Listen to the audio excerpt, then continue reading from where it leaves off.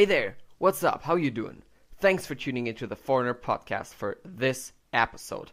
I'm your host, Andre Günther, and again, I will bring you information that may interest anyone interested in going abroad, or who maybe came back a long time ago from their exchange, maybe host families, but today, especially for those that currently are abroad, and maybe experience some difficult times.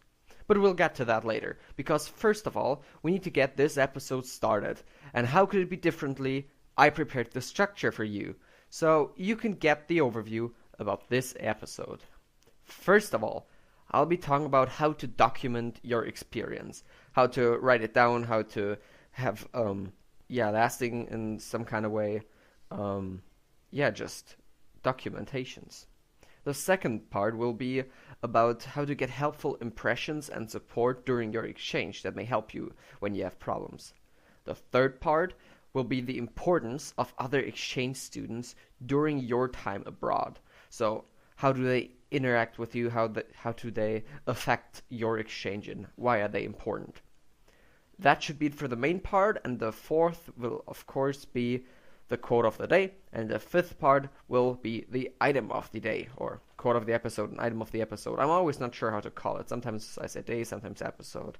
I'm not really sure. If you say that I should use any of these two names for it, send me an email at theforeignerpodcast@gmail.com and tell me what you think. And now, before I jump right into the main part of this episode, please let me remind you that this podcast is and will be free. So in case you want to help me keep producing this podcast, please leave a like and share my podcast, as well as comment and check out the affiliate links under each episode and on my website. Thank you so very much, and now stay tuned for this episode of the Foreigner Podcast. The first big part, how to document your experience. Well, first of all, that should be on hand. Write a blog. Could be text and or pictures, so you can make it a text blog only, a picture blog only, but best would probably be to mix it up. I would suggest you to use WordPress or Medium as hosts for your blog, because I had good experiences with them, because in my creative writing class, we had to write a blog. So at first I was using Medium, but then I couldn't access it from my school laptop, which made it kind of difficult to use Medium, so I switched to WordPress. And now my blog was taken down again. Well, I took it down myself because of some trouble with it. But WordPress and Medium are really great tools to write your own blog. So if you want to do that, and if you feel like you want to regularly write something about your exchange, definitely do write a blog. That's a really nice and good way to document everything you experience. The second thing is, just start your own podcast, just as I do. If you can download Audacity on your laptop and can take a microphone with you to wherever country you're going, and you have good internet there, you can do a podcast yourself. And I think that's also a very easy part, or an easy way to document if you like to talk and if you are creative, and you can invest at least some amount of time. Because it's not as easy to start a podcast, because you have to get all the stuff ready to provide the podcast. It's not enough to just talk in a microphone and hope it will upload itself. But if you have kind of affinity with that, sure, do a podcast. And the third part, which is probably the most common part that people document their exchange, is to have a video journal on YouTube. So just upload a video of your situation in a set time a time span that you set. Like, some people do it every week, some do it twice a month, or once every 2 months. So that's all up to you. And just make a video where you talk about what happened, or do some documenting. I could definitely advise you to check out Rauckse, Raucke. He is a German guy, and he was in the US, in Minnesota as well, just as me, the years 2014 to 2015, and he is pretty much strictly uploaded one episode every week, which helped me prepare for my exchange year by a lot, because he was talking about lots of good things that I needed to know. So definitely check him out. I'll leave a link for him in the description of this episode and on my website probably. Okay, then the next idea would be just to write a diary for yourself. Every evening, sit down and write a little page or whatever. Just write it down. But for that, you need lots of consistent will to actually do that, because it may appear like a lot of work and you may feel like nothing really happened, but it will pay off in the end, because it's a unique look inside your feelings and your mind at the moment. So definitely consider doing it. I'm sad that I didn't do it myself, but I already told the exchange student that I am liaisoning for, that I'm the private contact person for, to write a diary themselves, because it's a really great thing to, document it, and it helps a lot. And I'm really sad that I didn't do it. Then maybe just get a Twitter account or Instagram account for your exchange year and upload lots of pictures and descriptions for that. You can do that on your personal Instagram or Twitter, and that's a more easy approach on that, and shouldn't be the only kind of documenting, but it definitely adds to other things. Like if you have a diary, so you don't have anything that you put online, and you don't have to put anything online. But if you want to, then you can just upload a picture every day to your Instagram, or once a week, however you feel about it. But that should be lots of pictures, so having 3 pictures up there is not gonna work out that much, because it will just be lost. Which is why, if you want to do that, do it regularly. Then an idea that I had but didn't follow through is write a book. But for that, you'll need lots of stuff to document your year. So you basically have to write a diary too. And then in the end, put it all together to write a book. And you can try to publish that for yourself, just as I did with my ebook over Mediafire or and the website. Or you can just have it yourself. Or you may even try to sell it to a professional book printer and get it printed for you. Then the thing that I actually did was, well, I did partially, to get lots of souvenirs. That's the part I did, and then write down their stories, which I didn't do. So if you get souvenirs and little things that you'll bring home with you or send home by mail, write down their stories on like a card. So if you should ever forget what the exact story behind it was, you can just read it up, and that's gonna make you feel way more connected to your souvenir. Then a thing that my host parents did for me, luckily, and which I'm really, really, really thankful for, is they made a photo book. So have a book where you put in the photos and some brief descriptions. Other exchange students did that as well. It is just a great way to get back in the mindset of your exchange. When we had the post-return orientation, they were just all over the photo books and just checking them out and reading each other's photo books. It's a great thing. Then an idea that only works in a limited way is to make your own shirts, bags, and stuff while in the exchange year, or buy special ones and bring them home. Like I, because I am me, my extrovert self, made a t-shirt with my face on it. Yes, with my own face on my t-shirt. So the story behind it was, there was a guy who I didn't know, and he had a picture of some rapper on his shirt, and he looked kind of like him. So it's like seeing him in the first moment, like, oh, he's having a picture of himself on his shirt. That's funny.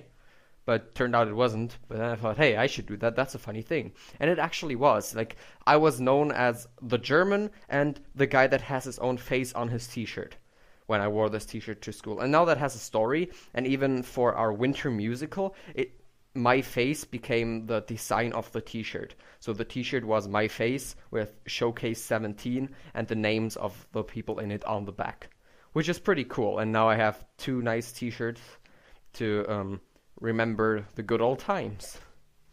Then a thing that lots of people do is just get a flag and have your friends sign it, which is kind of funny thing. no, it's not really funny, but it's a nice and friendly way to connect with the country because you're having a flag of the country. Like if you go to the USA, you can get a American flag, and to your friends because they sign it and they write their names on it, and you can remember it, and that's a great thing. And then there's a thing that I did. I don't know where I got the idea from, but it's not that big of a common idea. It's an endless story. So I got a book, and I asked all of my friends to write one sentence to the story, and just to read the past 2 or 3 pages of the story, and then continue the story with their own sentence. And I would say, because that's a really, really, really messed up story, if this episode gets 100 downloads on iTunes, I will read out the endless story in an episode of my podcast. I hope that helped you in some kind of way, how to document everything that you experience. And now to get to the next part, I want to talk about how to get helpful impressions and support. So this is a problem if you are an exchange student and you feel alone, you feel like nobody understands you. It always helps to get some impressions and to get other people to get to know other people that feel the same way. And about that, I'll be talking later in the third segment. But let's get to just where to get some helpful impressions and helpful words and sentences from. Well, first of all, a thing that I sadly didn't do as much is to stay in touch with the exchange students from your home country that you met on the preparation meets. It's always beneficial to do that because you already know each other and you already have a common history. So it's much easier for you to relate to one each other and give helpful advice. I only stayed in contact with very few of these exchange students, which kind of makes me really sad. And that was definitely a wrong thing for me to do because I left our WhatsApp group, which is like a chat group, and because I wanted to do everything myself and to not be dependent from them or just be annoyed by them, or you know what I mean. And that was definitely a wrong thing to do. So that's why I tell you to not do what I did and to stay in touch with them and keep talking to them. And of course, talk to them in English. Or to those that go to the same country as you're going, talk to them in the language that you're talking in your country. So if there are 3 or 4 students from your area that go to Brazil, speak Portuguese with each other. Then a big thing that I did, and which I'm really happy about, is to follow sites on Facebook like Exchange Student USA that publish interviews, memes, information for exchange students, or quotes and stuff, because they're so incredibly helpful.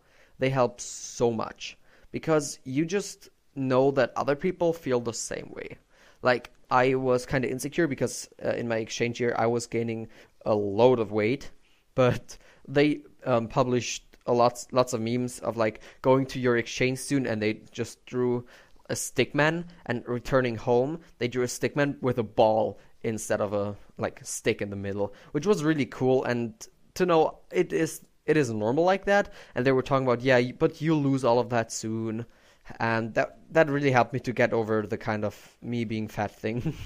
And it was true. I mean, I gained 10 kilograms while on my exchange, and I already lost all of them, I think. Yeah, I should have lost all of them again in the first 3 months, and I lost 8 of them in the first 2 months, and the last month I took to lose the last 2 kilograms, because then I didn't watch my eating habits as much. But yeah, so following these sites is really helpful, and they upload interviews with others and quotes that just speak out of your heart, and they're just the truth. They're woke and they're the truth, which is why I would definitely advise you to follow them. Then talk to other exchange students in your school. Well, that should be kind of obvious because they're in the same environment that you're in, and they likely have the same issues. So maybe they already found solutions to problems that you face as well, or you can solve problems that both of you face, or three of you, or however many there are that face the problem, that you can solve together. Because four eyes see more than two. But I will be talking about the exchange student thing in the third segment as well. So now I want to come to my next part, to my next point, which would be talk a lot with your liaison. I had a great liaison in the USA, and she was really helpful to me.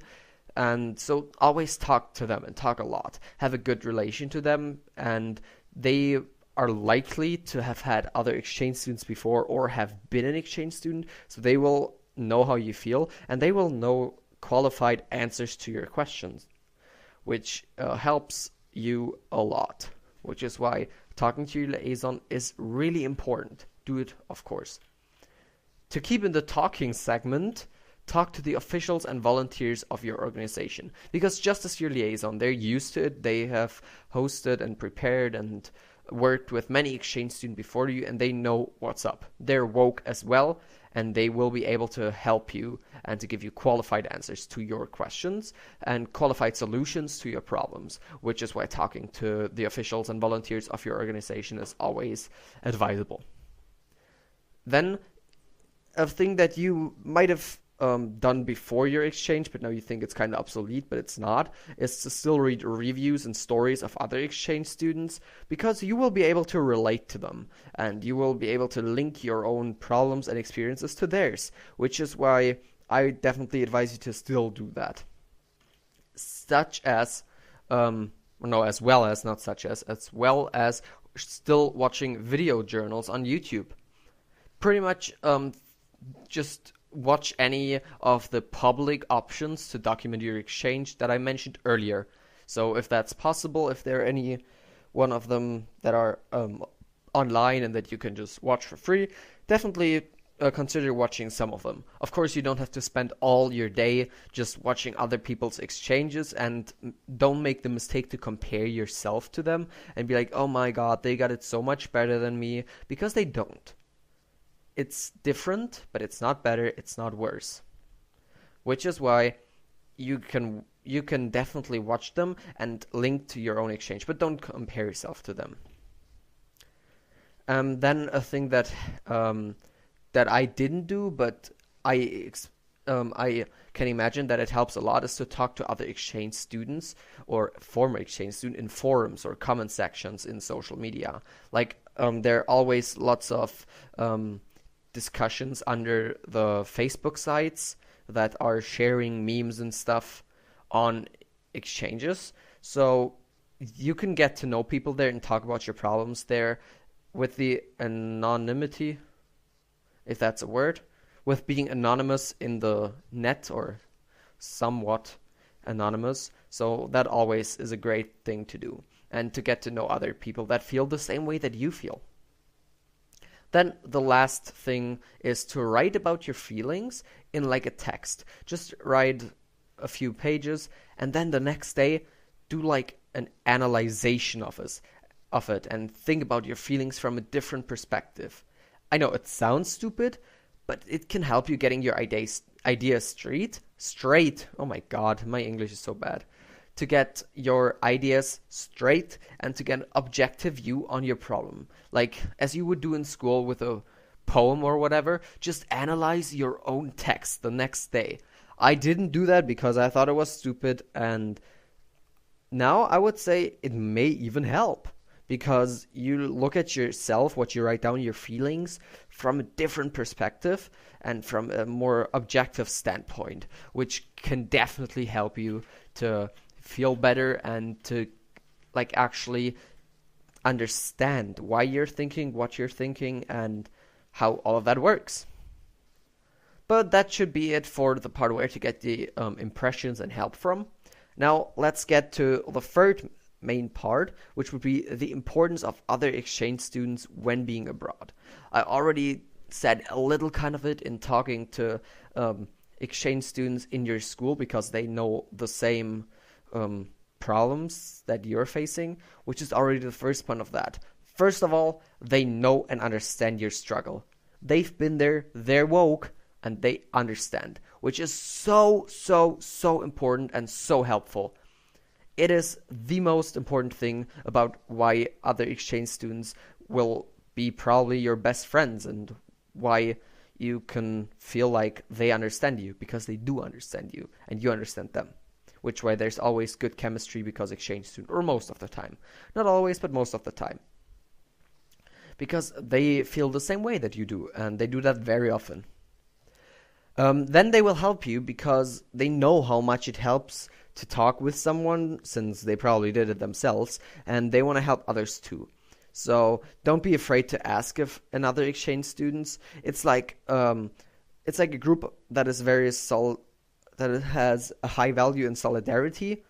Like, they practice solidarity amongst each other and help each other, the exchange students. So that's always a great thing, to talk to them. And they can give advice that perfectly fits your position, because they may be in the same position or have been in the same position, and they can probably help you better than someone you met on the internet and that you explained your situation from, if they're in your school or in your chapter. That can make total differences, because they understand the same surrounding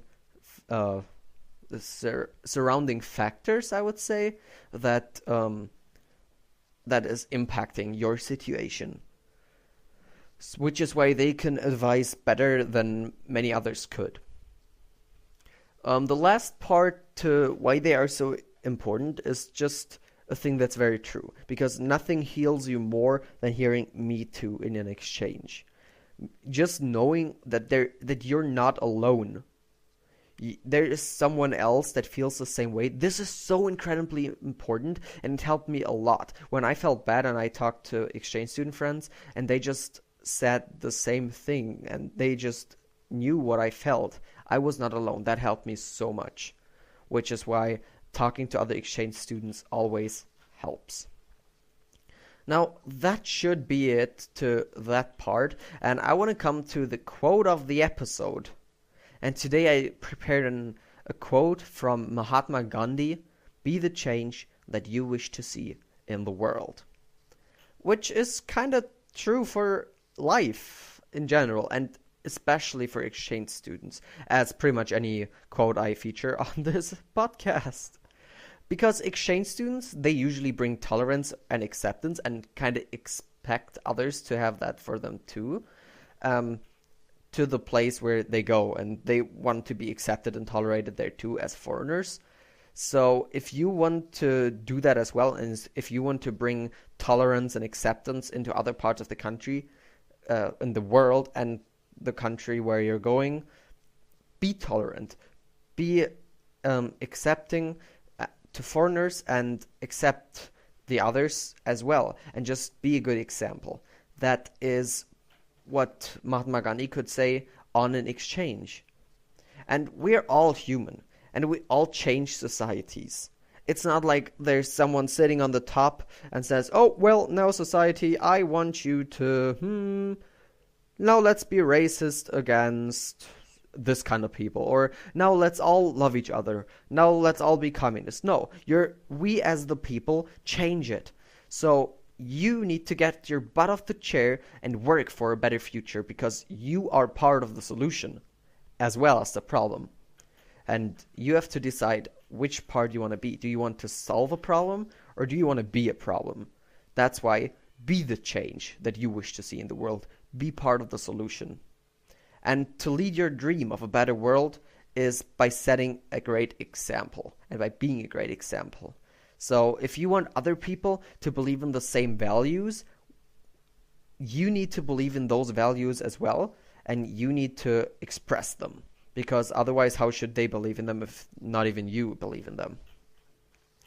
Yeah, that should be it to the quote of the day. And now I want to get to the item of the day, or of the episode. Yeah, just send me an email and tell me what I should use. Today I prepared a backpack, or I got a link to a backpack on Amazon, because backpacks, well, they are important because you'll likely travel a little. You'll go to school and you'll need a backpack, and you need a good backpack. So I searched on Amazon a while and found this one, which I linked for you down in the description because it's not really expensive, but it appeared to not be of a poor quality either. It looks like it's pretty useful, which is why I just put it down there for you. Of course, you can find your very own backpack as the word. Oh my god, I'm so forgetting today. Yeah, just have a good backpack, and I just found this one. It is pretty cheap, so check it out and tell me what you think. Or if you have any better ideas, leave a link in the description so others can find the other good backpack too. Or send me an email to theforeignerpodcast@gmail.com where you send me the link and I will feature it in a future episode. Which is also a thing that you could do pretty much for anything. If you say, hey, Andre, you missed this point because it's really a good item that every exchange student should have, send me an email, I'll check it out, and I will likely feature it on another episode of my podcast. Alrighty, thank you so much for listening to that episode. And this should also mark the end of the episode of the Foreigner Podcast. I hope you enjoyed this episode and the other episodes, of course, as well. And if so, please do not forget to subscribe, comment, share, and leave a like so that I can continue with my free podcast and reach more people with my information on foreign exchange and living abroad in general. It's such a great topic that has to be brought out there in the world and that has to reach more people, and more people should know about it and should be able to do a foreign exchange because it's such a great thing, which is why please help me grow.